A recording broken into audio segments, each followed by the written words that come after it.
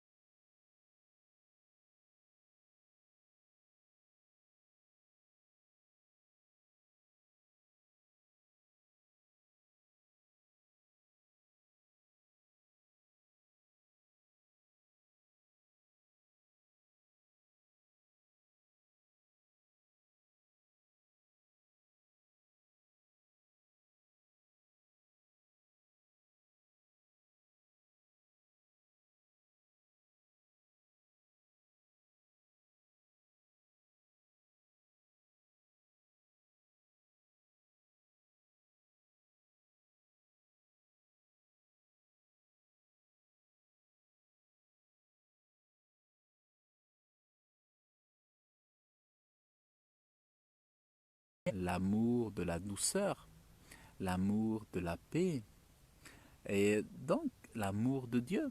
Donc celui qui veut aller dans le paradis, il faut qu'il se pose la question, est-ce que moi j'aime ces choses? Est-ce que ce sont les choses dans lesquelles je veux vivre pour l'éternité? Parce que le paradis, il ressemble, il est à l'image du Créateur. Le paradis est à l'image de Dieu. C'est un lieu, un havre de paix, comme on dit. C'est un havre de paix, c'est un havre d'amour, de justice, de sainteté. Donc c'est vraiment tous ceux qui ont soif de ce paradis, tous ceux qui se préparent pour rencontrer Dieu, doivent vraiment se dire, ben, est-ce que j'aime la sainteté? Parce que là-haut, ça sera que de la sainteté. Ça sera vraiment la joie, l'amour, la sainteté. Donc ça veut dire qu'on se prépare au paradis, on se dispose aux caractéristiques du paradis déjà ici-bas. En fait, on se prédispose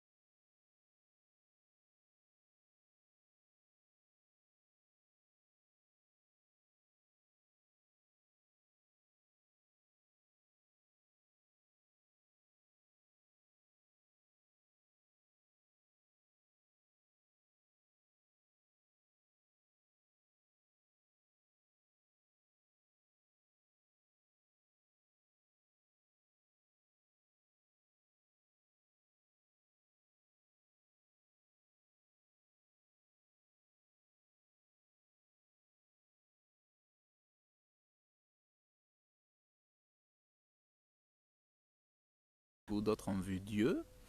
Et en fait, la réalité de l'homme et de la femme de foi, c'est de désirer, mais sincèrement, c'est pas simplement reprendre une parole comme ça, mais c'est vraiment dans son cœur méditer sur cela et désirer vraiment pour montrer au Dieu que tu aimes, au Dieu que nous aimons, que nous voulons vraiment le voir face à face. Donc de dire à Dieu, je veux te voir face à face, mon Dieu. Et mon désir, le salut, c'est pas une chose vague. Le salut, c'est de rentrer par la grande porte dans ton paradis, que la porte, les portails s'ouvrent devant moi, que je sois accepté et que je puisse enfin, toi qui es invisible, mais que là-bas, je puisse te voir face à face, que je puisse voir Jésus, que je puisse voir mon Sauveur, que je puisse voir Dieu, le Créateur, l'ancien des âges, que je puisse voir la majesté divine dans le ciel. Si le psalmiste, c'était son vœu, son désir chaque jour de te voir, et lui qui est l'homme selon ton cœur, dans ce cas, moi aussi, ça doit être mon vœu.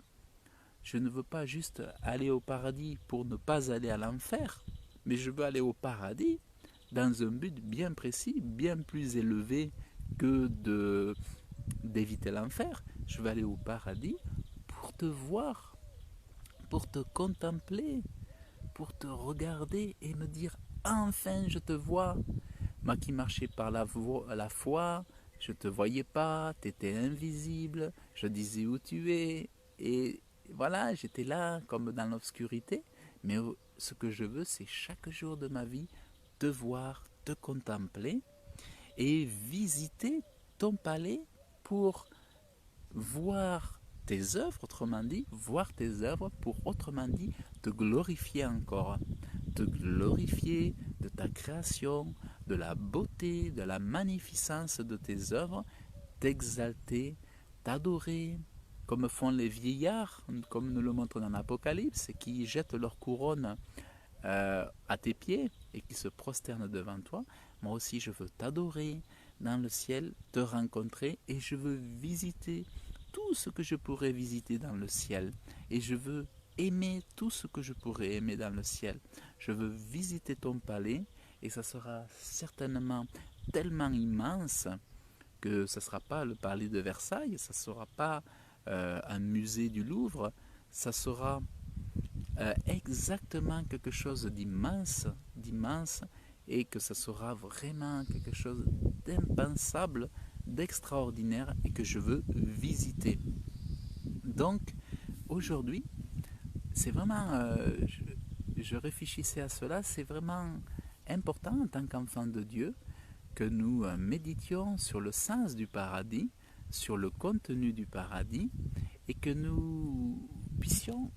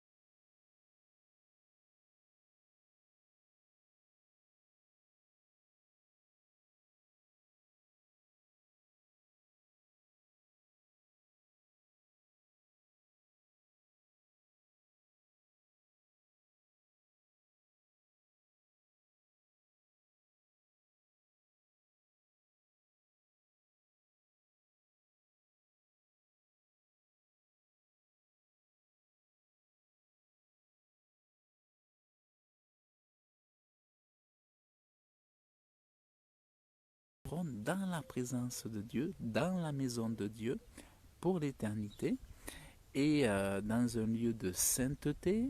Le paradis n'est pas un lieu pour les gens qui n'aimeraient pas la sainteté, qui n'aimeraient pas les attributs de Dieu. Quelqu'un qui a du mal à accepter, par exemple, aujourd'hui des personnes qui ont du mépris dans le cœur, tels qu'ils sont aujourd'hui, ne peuvent pas être acceptés dans le paradis. En fait, c'est vrai que pour rentrer dans le paradis, il faut déjà donc à recevoir Jésus-Christ dans sa vie, et ensuite se préparer, donc se tenir dans la présence de Dieu, dans la prière, demander pardon pour les péchés.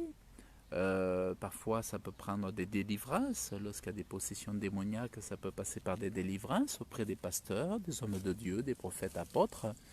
Mais ça demande une préparation pour aller au ciel. Donc, et c'est souvent la présence de Dieu, la puissance de Dieu qui nous aide et qui nous délivre de tout. Et toutes ces choses, souvent, sont efficaces par le moyen de la foi. Et c'est simplement de croire que Dieu le fait pour nous.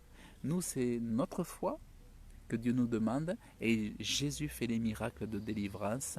Il est rempli d'amour. Il nous donne une nouvelle vie, une nouvelle identité, une nouvelle naissance, une façon de voir les choses complètement différemment. Une possibilité, une capacité d'avoir un amour qui se multiplie. Donc des possibilités extraordinaires. Et après, dans cette relation avec Dieu, c'est lui qui nous rend capables. Donc voilà, à nous déjà d'affectionner ici-bas sur la terre les choses que nous allons côtoyer, c'est-à-dire sa sainteté, sa pureté, sa lumière, son éternité. Donc il faut avoir vraiment cette soif de Dieu, l'amour de qui il est, l'amour de qui il est, comment les Écritures parlent de lui. Il faut l'aimer vraiment du plus profond de son cœur. Et à ce moment-là, on a véritablement envie de passer notre éternité parce qu'on a un amour profond, aucun mépris, aucune distance avec Dieu, aucune séparation, aucune colère contre Dieu. Parce que s'il y a de ces choses-là, s'il y a de l'animosité, de la colère, du mépris, du soupçon, aucun soupçon. C'est-à-dire vraiment se dire, on a un Dieu qui est parfait, qui est merveilleux, il n'y a que de l'amour en lui. Et s'il y a quelque chose qui tourne mal, ce n'est pas sa faute, c'est certainement mon problème à moi. Et